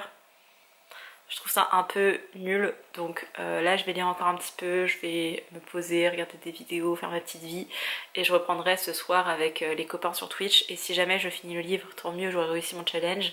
Et si je le finis pas aujourd'hui, je le finirai sûrement demain, et c'est ok. Je le rappelle ici, lire c'est pas une compétition, il y a des gens qui lisent vite, il y en a qui lisent plus lentement, il y a des gens qui aiment prendre le temps de le lire un livre sur une semaine, il y en a qui aiment le lire en une journée. Je fais partie de cette team. Plus j'aime un livre, plus j'ai envie de le dévorer, mais il y a des périodes de ma vie où j'ai pas spécialement envie de lire et c'est ok. Parfois je me focus plus sur les K-dramas, parfois je me focus plus sur des vidéos YouTube, parfois je vais plus me focus sur des activités manuelles, surtout que là je peux reprendre, donc bon, ça me fait du bien. Parfois je suis plus sur de l'écriture et c'est ok. Et parfois j'arrive à tout pallier en même temps, même en bossant. C'est comme ça, c'est par période, il n'y a pas de jugement à avoir. Je sais qu'on juge beaucoup les gens qui lisent vite et on va pas juger de la même manière les gens qui lisent lentement. C'est juste une façon de vivre, de procéder, j'ai toujours été comme ça, j'aime vivre intensément, c'est bizarre dit comme ça, mais c'est comme quand je pars en voyage, je préfère rester 2 jours à un endroit ou 3 jours et avoir un programme hyper chargé plutôt que de rester une semaine et d'être tranquille. Ça fait vraiment partie de mon caractère et de ma personnalité et c'est pas quelque chose sur lequel on devrait argumenter ou devoir se justifier en fait. On est tous différents, je vais pas critiquer quelqu'un parce qu'elle lit, je vais pas critiquer une personne parce qu'elle lit lentement alors que moi je lis vite. On a tous des manières différentes d'apprécier des choses dans la vie et moi je sais que j'apprécie plus les choses quand je les dévore. Là pour ce livre c'est vraiment, je suis arrivée à un stade où j'ai beaucoup lu, j'avais plus l'habitude de lire autant, j'ai lu des bouquins qui étaient parfois entre guillemets gros. J'ai lu pas mal de bouquins de 400 pages. Là, ça commence à être un peu too much pour moi. J'aime ma lecture, j'ai pas envie de me forcer à lire et de juste réussir un challenge pour réussir un challenge. Donc je vous l'ai dit, ça se trouve ce sera terminé à 23 h, ça se trouve non. Le but de ce genre de vidéo, c'est plutôt de me lancer des défis et de m'empêcher de procrastiner. C'est-à-dire que si... Enfin, c'est même pas que de la procrastination, mais entre... lire ou alors traîner sur les réseaux ou alors lire et regarder des vidéos qui peuvent être intéressantes. Là j'ai encore rajouté un reportage Arte sur l'influence des réseaux sociaux etc. dans notre vie et sur notre cerveau. Ça a l'air d'être super intéressant, sauf que plutôt que de me pencher sur ce documentaire là j'ai décidé de me consacrer plutôt à la lecture. Et voilà, j'aime bien faire ça par période, ça faisait depuis cet été que je l'avais pas fait, ça commençait à faire. Je pense qu'au cours de mon arrêt, je risque encore de me faire des ridatons de 24 heures. J'attends que mon sommeil se stabilise un peu parce que là j'ai besoin de dormir et de récupérer. Mais un de ces jours, je vais me refaire un challenge de 24 heures lecture. J'aime bien les challenges, j'aime le faire moi-même, j'aime pas trop me conditionner à genre tout le monde le fait en même temps, machin. Je l'ai fait un peu à l'improviste, ça fonctionne bien. Faut que j'ai une pile à lire qui aille en ce sens. Là j'ai à peu près 200 € de bouquins dans mes paniers. J'attends de savoir combien je vais gagner ce mois-ci avec la sécu et toutes mes galères que j'ai eues dernièrement.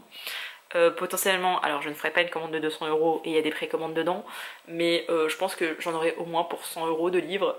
Voilà, parce qu'il y en a plein qui m'intéressent, qui coûtent un rein en fait en e-book et que je veux pas forcément payer en e-book. Donc je me dis, autant les prendre en papier, et si j'aime tant mieux, si j'aime pas tant pis, ça fait partie du jeu et voilà. Bref, c'était un long laïus mais je trouve ça important de le dire et de le répéter dans ce genre de vidéo. On a tous des rythmes de vie différents, on a tous des vies qui ne se ressemblent pas. Comprenez que quand moi, même si cette semaine j'ai eu beaucoup de rendez-vous médicaux, la semaine prochaine c'est encore pire, là je suis en arrêt, donc forcément j'ai du temps pour faire les choses. Je peux m'écouter, je peux suivre mon rythme, j'étais à fond dans mes lectures, j'avais en fait plein de bouquins qui me faisaient envie, j'ai pu le faire, je vis seule avec mon chat et mes contraintes c'est mes rendez-vous médicaux et mes différents handicaps. Ce qui est une sacrée contrainte quand même dans la vie, mais ça reste par rapport à ma personne que je connais. J'ai pas des éléments extérieurs qui vont arriver, qui vont me parasiter. Et surtout mon anxiété a bien diminué aussi, il y a un mois j'aurais été incapable de faire ça. Et c'est aussi pour ça qu'au mois de mars notamment, j'ai pratiquement pas lu, je crois février-mars c'était moi où j'ai pratiquement pas lu, au mois d'avril j'ai bien lu, là début mai ça commence bien, et voilà, je tenais à le rappeler parce que quand on voit ce genre de vidéo on peut se culpabiliser, non. On a tous des vies différentes, on a tous des situations différentes, des santé mentales, des handicaps différents, et même quand on a les mêmes pathologies ou les mêmes types de vie, on n'est pas les mêmes personnes. Je sais que j'ai notamment une amie qui a à peu près le même profil que moi, enfin même 2-3 amies qui ont à peu près les mêmes profils que moi, elles pourront pas se lancer dans ce genre de challenge et c'est ok. Et je vais pas leur dire ah mais tu pourrais faire un effort, non, chacun fait ce qu'il veut. Et même des personnes qui sont en capacité de faire ça n'ont pas envie de le faire et c'est aussi ok. Donc voilà, bref, je vous laisse là, je vais aller bouquiner un petit peu, faire une pause et je reprends ce soir devant le live de Séverine et je vous tiendrai au courant de quand j'aurai à 23h en fait. Je reviendrai juste pour vous faire un petit update en mode est-ce que j'ai réussi ou pas ce challenge. Mais même si je réussis pas, encore une fois, c'est pas le plus important.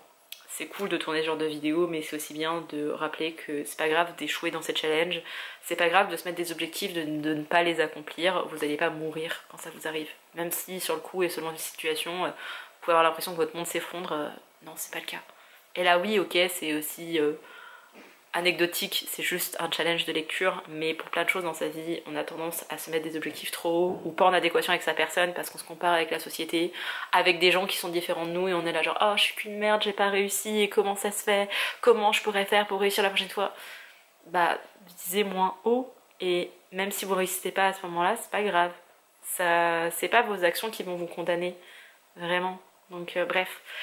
Petit laïus philosophique, je m'arrête là et on se retrouve à 23h pour faire un petit point de ma lecture. Je vous retrouve avec à moitié la pluie, à moitié le soleil le lendemain. Je ne vous ai pas repris à 23h parce que j'étais trop bien calée dans mon lit, que j'étais en pleine scène de smut de Delia Green Doesn't Care, pardon. Et j'avais pas envie de vous reprendre juste pour vous faire un petit update de ce que j'étais en train de lire en sachant que non, je n'ai pas été au bout de ma lecture puisque là j'en suis à 63% mais à 23h j'en étais à 57%. Donc si on prend mon manga, oui j'ai lu 7 livres en 7 jours donc on peut dire yay trop bien le challenge est réussi, mais comme je vous l'ai dit précédemment et tout au cours de cette vidéo, le but de ce genre de vidéo pour moi c'est pas juste de lire un livre par jour. C'est pas juste de me dire ah en 7 jours j'ai lu 7 livres et c'est trop bien et ça ne me définit pas si je réussis ou si je réussis pas. J'avais bien commencé cette semaine avec La femme de ménage, surtout le tome 2 qui m'avait vraiment plu. Après j'ai eu des lectures plutôt moyennes et je vous avoue que ça m'a un peu refroidi dans ma lancée. Ça m'a ralenti aussi et c'est pour ça que j'ai eu autant de mal à changer de genre et aller sur autre chose. Là avec Delilah Green Doesn't Care, j'aime beaucoup ce que je lis. Je parlerai pas de coup de cœur pour le moment, de toute façon je ne l'ai pas terminé et je peux pas savoir ce qui va en être. Franchement depuis le Ali Hazelwood où ça commençait tellement bien et l'épilogue m'a tout flingué. Voilà.